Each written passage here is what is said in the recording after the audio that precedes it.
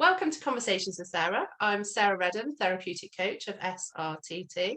And today I'm joined by Steph Collinson, host of the Meaningful Mentor podcast, where she shares her story of managing IBS, as well as speaking with guests about how they manage their conditions to help you live a more meaningful life, despite the barriers of illness, injury, or disability. Welcome, Steph. Thank you for joining me. Oh, thank you so much, Sarah, for having me on the podcast, and just giving me the opportunity to come and speak to your audience. Thank you. So we'll just get straight into that. So for the people that don't actually know, what is IBS? Yes, so that's an important thing to know. I kind of talk with I don't know what they're called, abbreviations, that's it, isn't it? So IBS stands for Irritable Bowel Syndrome, and it's something that is quite common. I think it's like 1 in 4 people actually experience it. It comes with a whole host of symptoms, and it can be quite kind of a diagnosis that's given to someone who maybe has something else underlying, but because they kind of meet that criteria, then they're just kind of given the diagnosis of IBS. So for people who experience it, they experience I don't know how much your audience kind of talk about the for me nothing is not able to be spoken about. So like we've had a conversation because I've come and spoken to you on your podcast. I also was diagnosed with IBS over 20 years ago, but my symptoms, my story, my experience is different to yours. So I think it's really useful for people to kind of like hear and relate, because as you say, many people get diagnosis and it maybe isn't exactly the right diagnosis, or the flip side of that is it kind of gets, as in my case, dismissed, like you've got this thing, go get on with it. And like I know from listening to you, there is more to it than that, so feel free to kind of, I mean, one of the questions that I've got is, and so I might as well ask it, like it is a topic that isn't spoken about very much, but there are many people suffering. So for you, how did you first realize that something might be going on? I think a lot of people kind of experience different symptoms, but for me, I started experiencing it in school. So I'm 26 now, so this was like 10 years ago. Well, I was kind of at school doing GCSEs. For people in the UK, that's kind of like the exams before you kind of move on to like further education. So I was experiencing a lot of different things then, mainly kind of anxiety sort of brought it on, and I was kind of running to the bathroom constantly. I was fearful of leaving the house because I was like, oh my gosh, what if there isn't a bathroom on the way? Like even just like really simple tasks became huge for me. And I became quite isolated because I didn't know how to talk to people about it. Like, how do I explain like this is going on and how it's affecting me? And like I went to the doctors and they kind of just like diagnosed me and gave me some medication and was like, oh yeah, that'll kind of help you ease the symptoms. And it helped me control them a little bit, and I was given something for my anxiety as well, but I was still dealing with it day to day. Like it was still there, it hadn't gone away. It was a bit more manageable, but it was still there, and I felt like nobody really understood like how I was feeling, how it was making me feel. I lost a lot of weight and I was just like feeling so like, who do I talk to about this? And as someone like in the UK and has the NHS, it's great, but you're then put on like waiting lists for like different things if you want to go and see a specialist. So people, my GP put me on the list for like CBT, and I did like a few sessions of that before then I had to like pay for it. So I think I only had like 6 to 8 sessions of CBT, and although it got me thinking about how I sort of feel and react to like the feelings I was feeling when I like my IBS was flaring up, it didn't give me like the long-term kind of tools and understanding to manage it going forward. So that's where it all started really, and I've just kind of managed it, I guess. And going into different kind of settings and jobs and things from like, you know, I started at school, but then I went on to like university and things like that. I suppose it got better because I got better at managing it, but it was all still there. And I just always thought, this must just be normal for me. And I just kind of accepted it. And I tried all the different things of like, you know, restricting foods and seeing if that had helped me as well. Didn't necessarily work a lot of the time as well. And it just feels like really frustrating, because it's like you feel like you're the only one that has it, but then you're like, well, it just must be normal for me. That's just always the way it's going to be. So yeah, when I like went to university, I still had it then. And then when I got into like the real world, like when you're a student, you're like, you know, it's not really the real world, is it? And then you come into kind of getting a job and moving forward, like I found that my stress levels had then increased again, and I was finding that my IBS is out of control because I was put into these situations of obviously they're new to me, so it then flared up. So it was like this long process of not actually really dealing with it, it was just managing it. So I feel like a lot of people do that, and maybe they don't talk about their experiences enough because they feel like, you know, it's just the way it is, and that's how I'm going to manage it. I mean, I would agree with you. I for a long time didn't speak about it at all, and it's only probably in the last few years where I've had my other sort of health diagnosis where I kind of feel a little bit more able to sort of go, okay, if we're going to do this thing, these are the things that I need to consider, because when, I don't know about you, but when you're flaring, it is a case of that. Well, for me, I don't get a lot of warning that I need to go to the bathroom. So I'll get some stomach pain, and then it's like, oh, okay, so I need to find a bathroom, and I don't know how long I'm going to be in that bathroom for.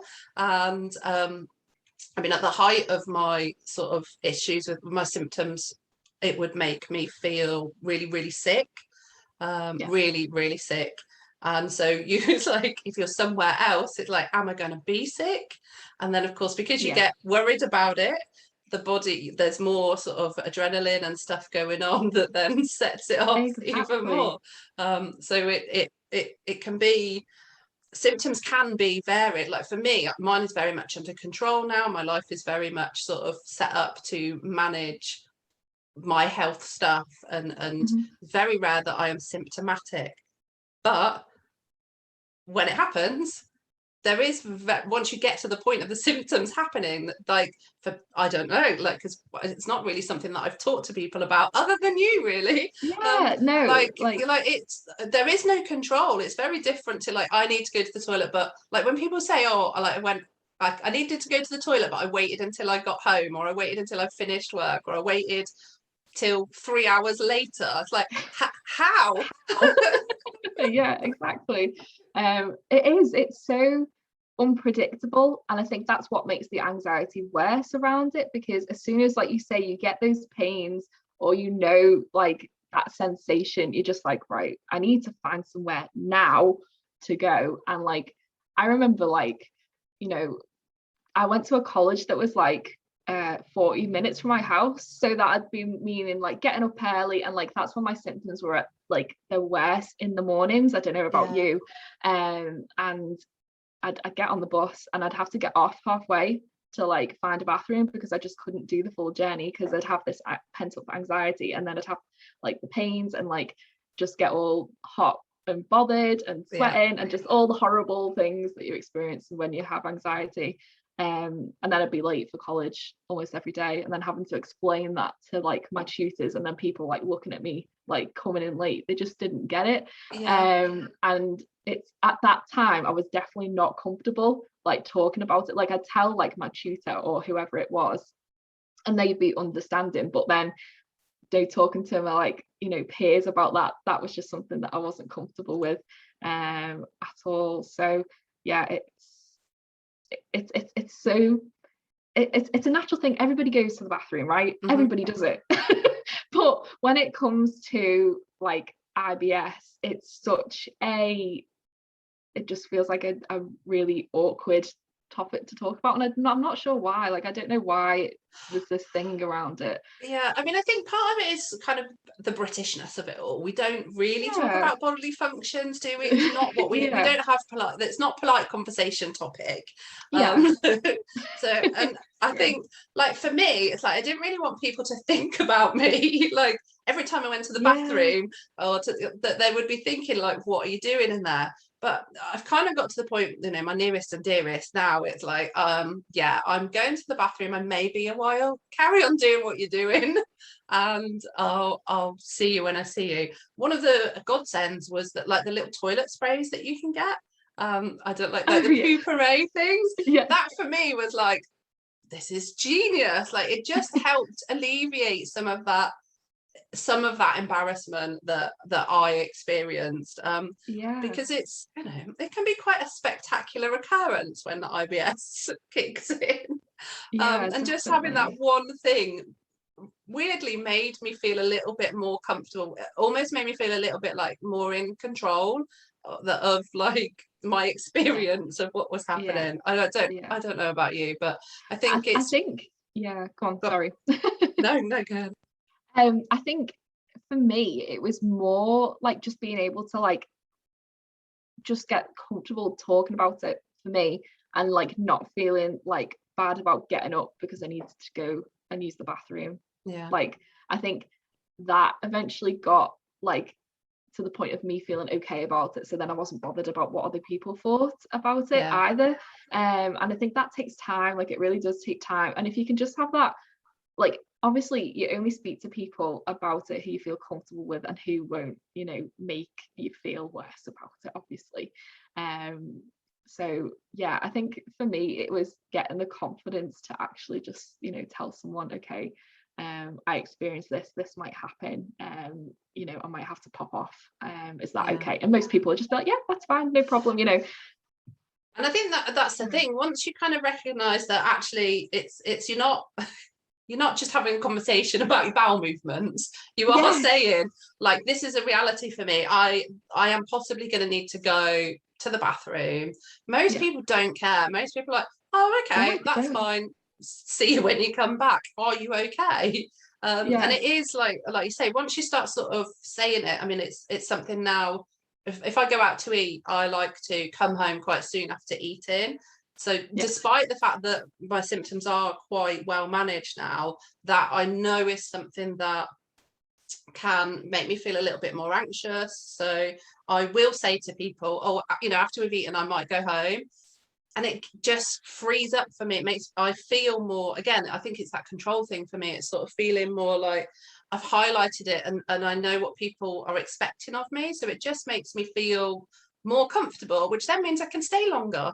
It almost like removes it. I mean, I don't know, what things do you use that like have helped manage your symptoms?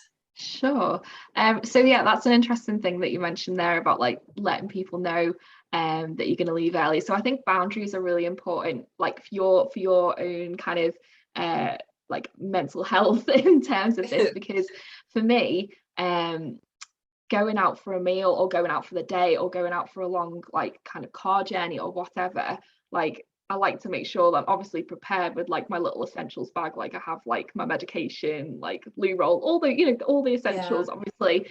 And just talking to the person who's either driving or who I'm going to meet to like say, okay, I know we're going here. Like, I like to make sure there's a bit of a plan. Or I feel like I'm a little bit less kind of maybe strict now, but as I was like going through the process of managing it, I felt like if I was in control of like what, you know, restaurant we're going to, what we're going to eat, or like what's the plan or the itinerary for the day, that'd make me feel better. And if I knew where the bathrooms were, all those sorts of things, if I was planning ahead and making sure that those things were kind of sorted and ticked off, it'd alleviate my anxiety a little bit more.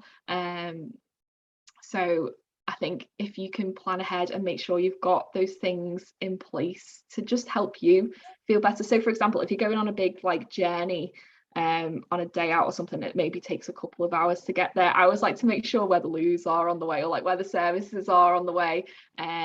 When we get there, where are the loos at the place that we're visiting? You know, all those things that would help me make me feel better. And especially, like, obviously if you weren't going out or on a trip or going out and do something leisurely, even like at work and things, like I worked in a hospital, so obviously there was access to toilets, but when I was working as a therapist, like in the community, that was kind of harder, because obviously I was going to people's houses and visiting, and I'd then have to like plan my route and see if there was like toilets along the way, or if I was really like desperate, then ask somebody, could I use their bathroom, you know, making it like okay, like to ask those questions, because you know, we all need to use the toilet. Like, it's fine to ask those questions, and don't make yourself kind of more anxious, like thinking about it all, and then it takes away from like what you're doing and the experience. So yeah, I think planning ahead is so essential, and just make sure you've got the things that you need, like the medication and like a little essentials bag, I like to call it. So, yeah, I mean, and I've found with like the stuff that I've put in place to help manage my fibromyalgia, that has significantly, like, that's really helped me improve my symptoms. So using like the tapping, using the breathing, the meditations and hypnotherapy stuff to relax my body has really helped with everything, like everything. And I don't know if this is something you're explored, but because I'm really interested, the connection between like the gut and the brain, and the inflammation, and sort of, it's almost like this cycle, isn't it, that like the IBS can be triggered by anxiety, but anxiety can also be a symptom of the IBS. So if you can work with the anxiety symptoms, the depression symptoms, I've noticed in my own experience that has helped manage the symptoms of the IBS, which then means you get less anxious, which triggers less IBS. I don't know. No, definitely. And I think that's what I was going to talk about that next. That leads on nicely, actually, because perfect. all those things that I've talked about are things that like you can control in like your outside. So for a long time, I thought that's all you could do. So I never really related the anxiety that, like, I knew when I was anxious it caused my symptoms, but I wasn't really like thinking about how can I calm myself down, like how can I manage my anxiety to then sort of help those kind of like IBS symptoms. And it wasn't until I kind of left like the NHS and that stressful job that I noticed, like, if I can take that stress away, or if I can manage that stress better, then my symptoms are a lot less like severe and harsh. So I think it's so important to really think about how you're managing your anxiety. You know, don't just think it's the food that you eat, or you know, all of those kind of external things that you think are going to like solve it, and you'll go on to the next diet or the next kind of, you know, try anything. I was one of those people, you know, like we do it like because you want so badly to be fixed.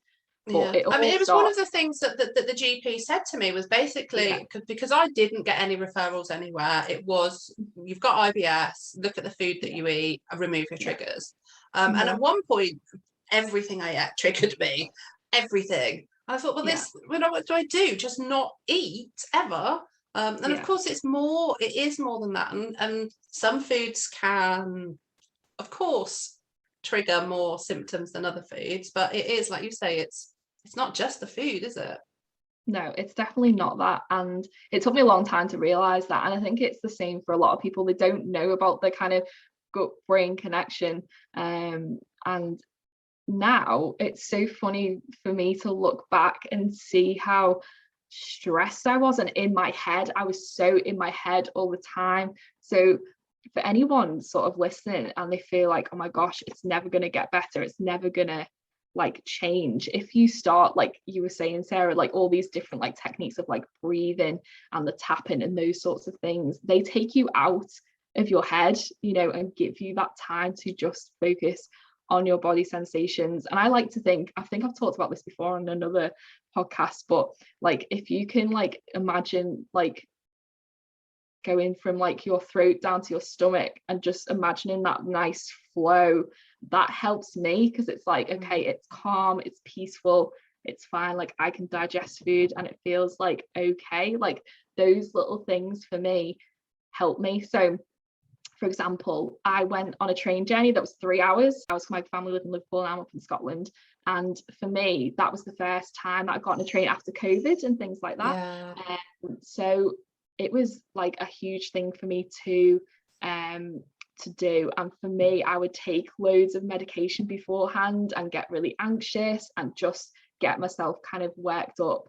But what I found was, if I didn't take any medication this time, and it was a bit of a test really, and I sat there and I did those breathing exercises, and I imagined that thing of like my calm digestion. I can like, it was just calm and it felt okay, and I survived the journey. I didn't feel the urge to go to the bathroom or anything because I was in control of my anxiety, and it just felt great. So for me, like, if you can control the anxiety and if you can kind of figure out like how to manage that in a better way, then it's going to help those symptoms. Like it was like a transformational moment. I was like, oh my gosh, like this works, you know. And it's so interesting because it's I mean, it's not in your mind, it's real. What's happening is real, but your mind, the way you interpret the stuff and the things that you think absolutely do have an impact. So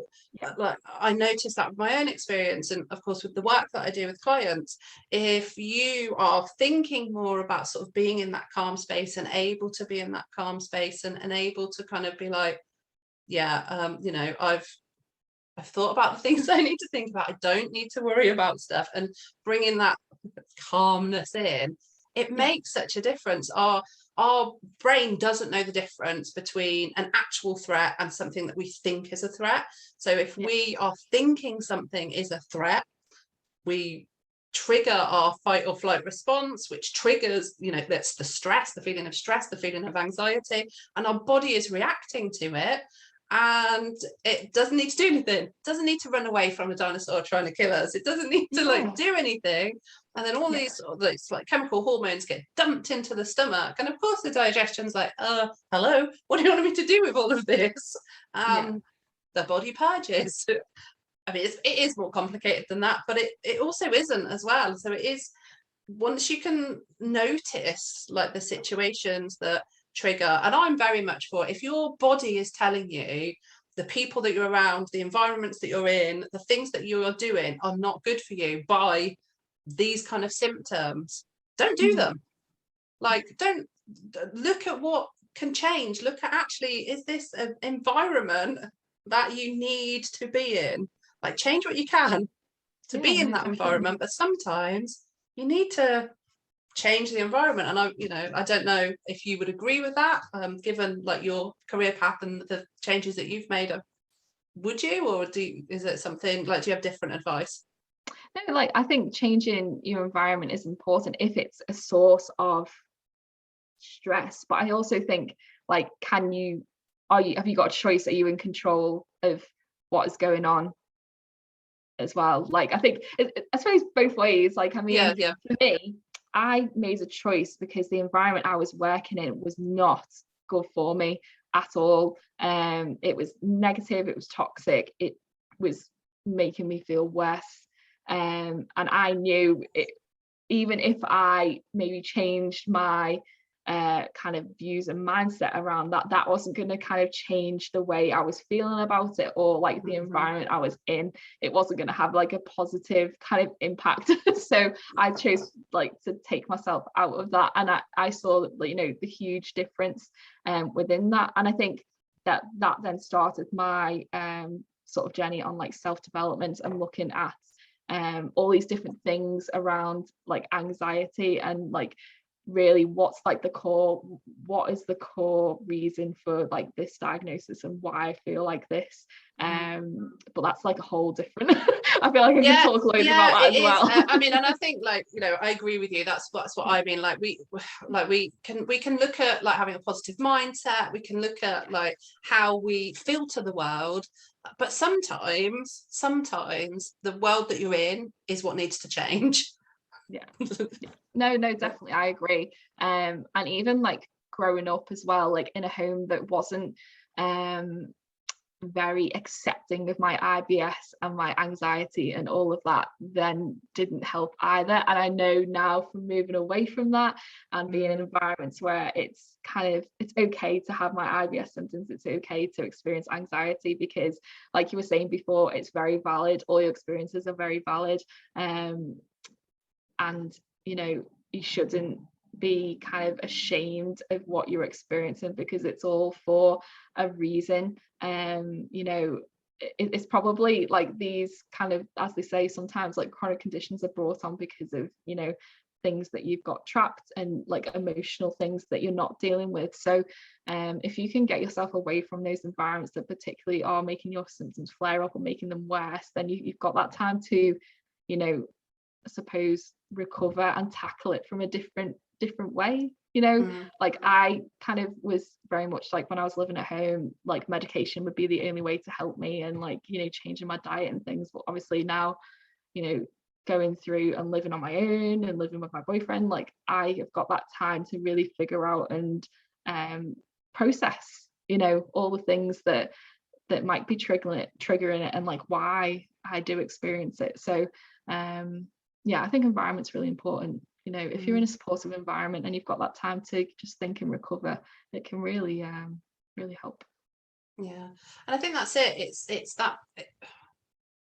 It's so many different things, isn't there? So many different aspects, and it's, if you are able to start looking at it holistically and be able to go, so it's not just food, it's not just environment, it's not just what goes on inside your body, there's so many areas to it, and being able to kind of work through at your own pace what is going to best support your health, and what's worked for me, what's worked for you. There'll be overlaps, but it's not necessarily going to feel like the right thing to every person, where, you know, where they are on their journey, I think. So that's why it's really valuable that people like yourself come and speak with me about the things that they're experiencing, so other people can relate to it and kind of be like, oh yeah, like if, you know, one thing that you've said today might help somebody else. I mean, it's brilliant. So thank you so much for coming. I mean, it does feel, I think, about the right time to bring it to a close. Does that feel okay for you? Yeah, no, that's absolutely fine. Is there anything that you would like to leave people listening with to think about as they go along their day today? Yeah, I just want to say thanks so much, Sarah, for having me on the podcast to be able to talk about my experiences. And I hope if anybody is listening that does have IBS, you know, it does get better, and there are people out there that are there to help you, and it might not necessarily be your GP. You know, if you're open to it, have a look at kind of what Sarah was saying, having a look at it in a holistic way. You know, if you're open to looking at different ways of maybe managing your symptoms and your anxiety, definitely explore it, because it could open the new doors for you to be able to live a bit more of a, you know, happier, peaceful life, and be able to obviously have your diagnosis but manage it a lot better. Yeah, and I would echo that. Like listening to your podcast, listening to my past podcasts, you'll hear so many things that can help you along your journey. You know, and there's other resources out there. So if you're listening to this, one would hope that you've got an open mind, so keep that mind open and look out there and see what else that can support you. Thank you so much for coming on and speaking with me. Thank you. Thanks, Sarah. Thank you to those that are listening. I hope you've enjoyed today's episode. I'd love to hear your feedback. To find out more about me and my guests, visit srtt.co.uk and follow at SRTT podcast on social media. I'll be back next Wednesday with a new guest. So until then, stay curious and be kind to yourself.